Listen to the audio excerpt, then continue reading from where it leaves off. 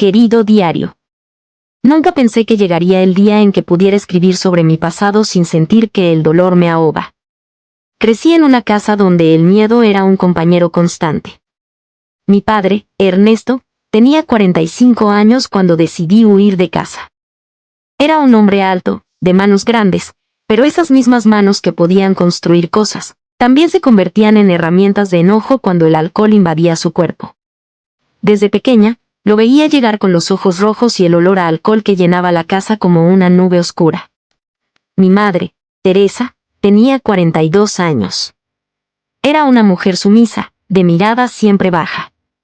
Nunca me gustó verla así, siempre agachando la cabeza, como si el peso del mundo la aplastara. Mis hermanos, Ricardo y Sofía, tenían 10 y 8 años cuando todo empeoró. Yo, con mis 16 años, me veía obligada a cuidar de ellos mientras mi madre intentaba mantener la calma en la tormenta que era nuestro hogar. «Teresa, ¿dónde está la cena?», gritaba mi padre desde la puerta, tambaleándose, su voz impregnada de rabia. Mi madre corría a la cocina, tratando de evitar lo inevitable. «Ya está lista, Ernesto, dame un minuto», decía ella con voz temblorosa, sin atreverse a mirarlo a los ojos. «Siempre te tardas». Y con ese grito, comenzaba la rutina de cada noche, los gritos, el ruido de platos rotos, las lágrimas silenciosas de mi madre. Intentaba concentrarme en mis estudios, pero en las noches, mientras él gritaba y descargaba su enojo, no había forma de leer ni de pensar en exámenes o tareas. Mis profesores decían que era inteligente, que si me enfocaba, podría lograr grandes cosas. Pero, ¿cómo enfocarse cuando cada día parecía una lucha por sobrevivir? Una tarde, después de otro episodio difícil, le dije a mi madre, «No puedo más, mamá. No voy a volver a la escuela. Esto no tiene sentido. Daniela, hija, por favor, no dejes los estudios. Es lo único que puede sacarte de aquí», me dijo con los ojos llenos de lágrimas. Pero yo ya no podía seguir. El día que decidí irme, había algo distinto en mí. Mi padre había llegado más alterado que nunca. Mi madre quedó en el suelo, exhausta por el cansancio y el estrés. Sofía y Ricardo lloraban, abrazados en una esquina. Yo sabía que no podía quedarme más tiempo. «Mamá, me voy. No puedo vivir así», le dije mientras me preparaba para salir por la puerta. «No lo hagas, hija, por favor. No sabes lo que hay allá afuera», me suplicó con la misma voz débil de siempre. «Lo que hay aquí es peor». Esa noche, sin mirar atrás, crucé la puerta de la casa que me había visto crecer, pero que nunca fue un hogar. Tenía miedo, pero también sentía una especie de alivio. Al menos ya no viviría bajo la sombra del miedo. Después de dejar mi hogar, sentí que finalmente podía respirar.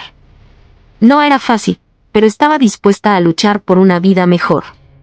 Fue en uno de esos días, mientras trabajaba en una cafetería del centro, cuando conocí a Marcos. Era un lugar pequeño, con mesas de madera desgastada y un aroma constante a café recién hecho. Yo estaba detrás del mostrador, sirviendo una taza cuando él entró. Su presencia era innegable, alto, de sonrisa perfecta y ojos que parecían conocer todos los secretos del mundo. Tendría unos 28 años, 5 más que yo. Se acercó al mostrador con una sonrisa encantadora. «Un café americano, por favor, y, ¿tu nombre?», preguntó, inclinándose un poco hacia mí. «Daniela», le respondí, sonriendo nerviosamente. Hermoso nombre para una hermosa chica. «Soy Marcos».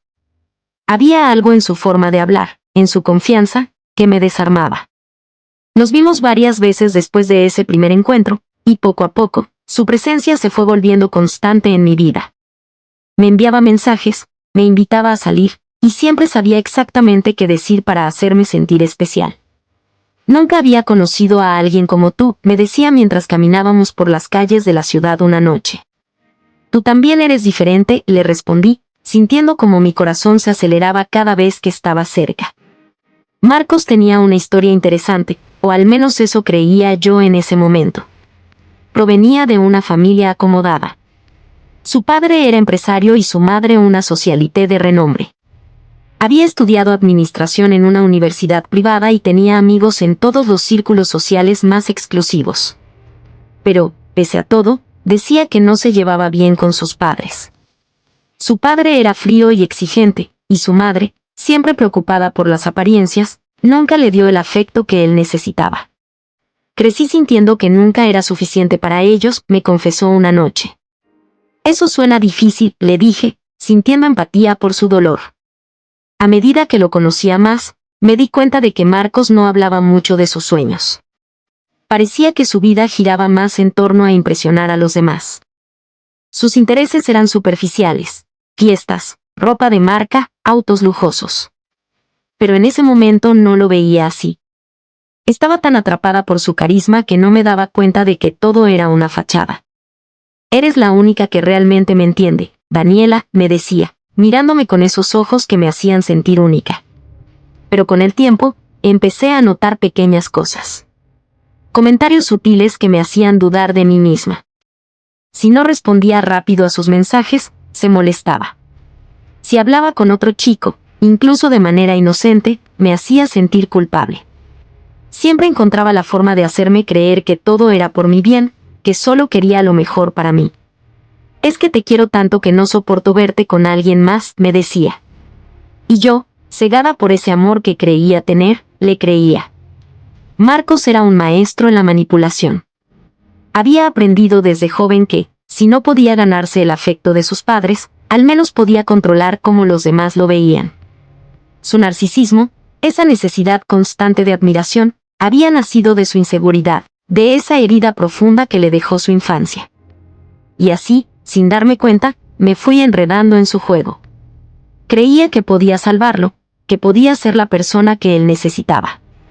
Pero lo que no entendía en ese momento era que Marcos no quería ser salvado, él quería ser adorado. La relación con Marcos avanzó rápidamente, mucho más de lo que hubiera imaginado. Después de unos meses de salir, me propuso que nos mudáramos juntos.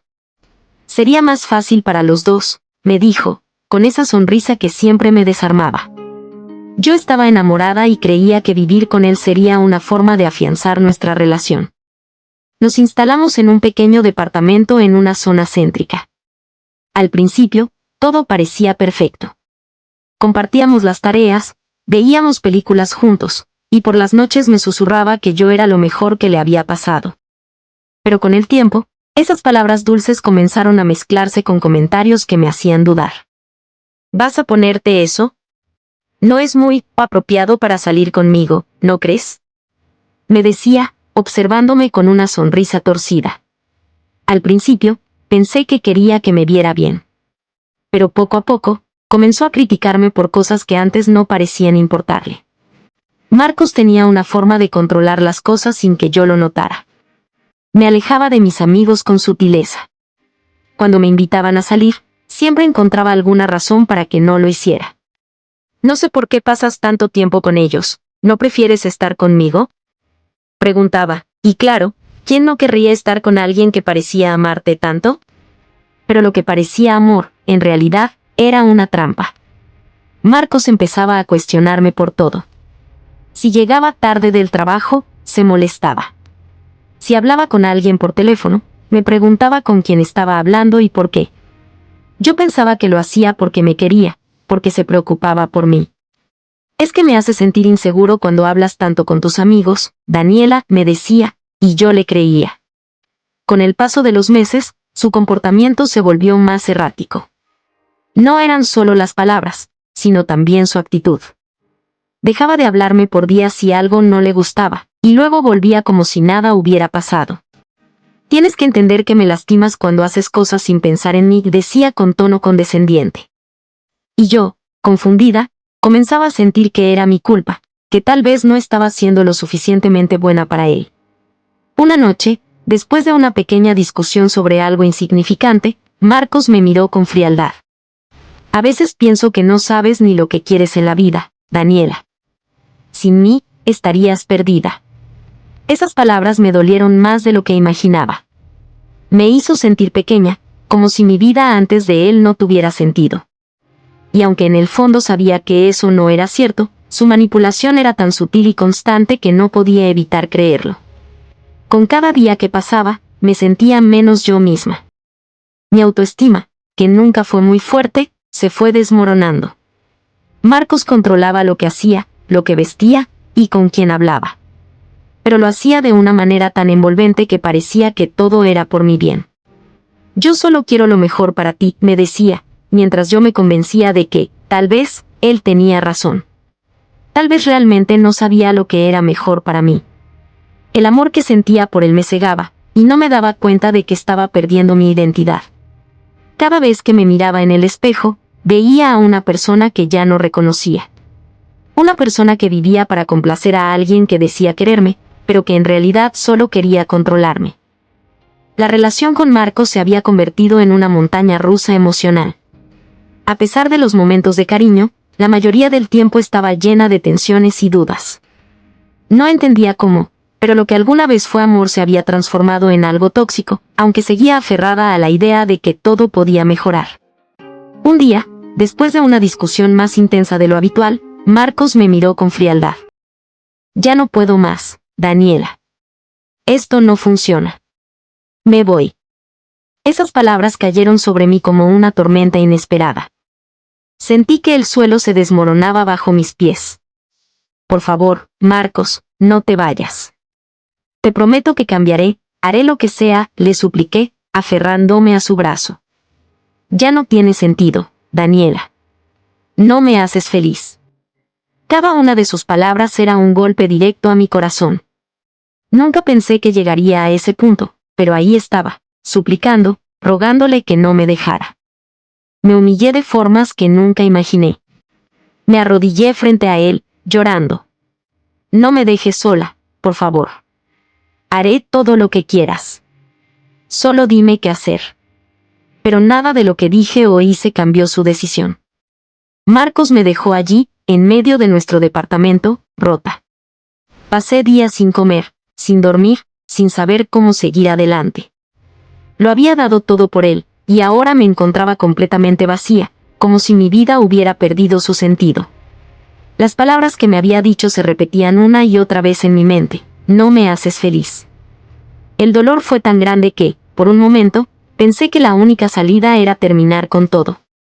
Una noche, me senté en el borde de la cama, con una sensación de desesperación que nunca había experimentado. Sentía que no había nada más por lo que luchar, que no había una razón para seguir adelante sin él. Sin embargo, algo en mí se resistió. Tal vez fue la pequeña voz en mi interior que, a pesar de todo, seguía luchando. Salí de casa en busca de aire, tratando de calmar mi mente. Caminé sin rumbo por las calles oscuras de la ciudad, con lágrimas cayendo silenciosamente por mi rostro. Me sentía perdida, como si estuviera ahogándome. En uno de esos momentos de desesperación, me senté en una banca de un parque. No pude contener más el llanto. Mientras lloraba, una mujer que pasaba por allí se acercó. ¿Estás bien?, me preguntó suavemente. Era una mujer de unos 40 años, con una mirada tranquila y empática. No. No lo estoy, le respondí entre sollozos. Se sentó a mi lado y me escuchó. No dijo mucho al principio, simplemente estuvo allí, permitiéndome desahogarme. Después de un rato, me habló con suavidad. Yo también pasé por algo parecido. Si quieres, puedo ayudarte. Soy terapeuta, y sé que lo que sientes ahora es insoportable, pero no estás sola. Esas palabras, tan simples pero tan llenas de esperanza, fueron el primer paso hacia mi recuperación. Me dio su tarjeta y, aunque al principio dudé en llamarla, finalmente lo hice. En las sesiones con ella, comencé a entender lo que había pasado. Marcos nunca había sido el hombre ideal que yo creía, y mi dependencia hacia él me había llevado al borde del abismo. La terapeuta me ayudó a reflexionar sobre mi vida, sobre cómo había perdido mi identidad intentando complacer a alguien que nunca me valoró realmente. Me enseñó a valorarme a mí misma, a entender que mi vida no podía depender de alguien más, y que merecía algo mejor. Poco a poco, empecé a reconstruirme, a sanar. Superar el apego a Marcos fue una de las cosas más difíciles que tuve que enfrentar. Había vivido tanto tiempo bajo su sombra, creyendo que sin él no valía nada, que reconstruirme parecía imposible. Pero, Gracias a la terapeuta y su orientación, comencé a descubrir nuevas herramientas para sanar. El primer paso fue reconocer que mi dependencia no se trataba solo de Marcos, sino de una profunda necesidad de aprobación que había arrastrado desde mi infancia. Con su ayuda, comencé a practicar técnicas que, aunque al principio parecían simples, fueron cruciales en mi proceso de recuperación. Una de ellas fue la meditación. Al principio, me costaba concentrarme. Mi mente siempre volvía a Marcos, a los momentos en los que deseaba llamarlo, a esas noches en las que mi cuerpo temblaba de angustia al imaginarlo con otra persona. Pero la terapeuta me enseñó a enfocarme en el presente, a respirar profundamente y a soltar esos pensamientos con suavidad. Cada vez que lo pienses, recuérdate que es parte del pasado, me decía. Y poco a poco, con paciencia, comencé a notar pequeños cambios. Otra técnica que aprendí fue escribir. Comencé a llevar un diario, no como aquel en el que escribí sobre Marcos, sino uno donde relataba mis avances, mis miedos y mis pequeñas victorias. Escribir me ayudaba a procesar mis emociones, a sacar esa angustia que me carcomía por dentro. Y aunque hubo días en los que sentía que no podría lograrlo, ese diario se convirtió en mi espacio seguro, un lugar donde podía ser completamente honesta conmigo misma. Sin embargo, no todo fue fácil. Hubo muchas veces en las que creí que no lo lograría, momentos en los que la desesperación me consumía y todo lo que quería era marcar su número, escuchar su voz una vez más. Tal vez esta vez será diferente, pensaba. Pero cada vez que esa tentación surgía, recordaba las palabras de mi terapeuta. ¿Realmente quieres volver a ese lugar donde perdiste quién eras? A medida que avanzaba en mi proceso, comencé a notar que mi experiencia podía ayudar a otras mujeres. En grupos de apoyo, compartía mi historia, hablaba de cómo Marcos me había destruido lentamente, pero también de cómo había logrado salir adelante. Ver a otras mujeres con los mismos miedos que yo había tenido me hizo sentir una profunda conexión. Quería que ellas supieran que, aunque el camino fuera difícil, había esperanza al final. Les hablaba de las técnicas que había usado, de cómo aprendí a poner límites y a respetar mis propios sentimientos. Mi autoestima, que había estado por los suelos, comenzó a mejorar lentamente. Me miraba al espejo y, aunque al principio no veía mucho, con el tiempo empecé a notar cambios. Ya no era la misma mujer rota que se humillaba ante Marcos. Estaba aprendiendo a amarme, a valorarme por lo que era, sin necesidad de que alguien más me lo dijera. El miedo a volver a enamorarme seguía presente. Había sido tan lastimada que la idea de abrir mi corazón de nuevo me aterraba. ¿Y si me equivocaba otra vez? ¿Y si volvía a perderme en alguien que no me valorara? Pero al mismo tiempo, sentía una pequeña chispa de esperanza.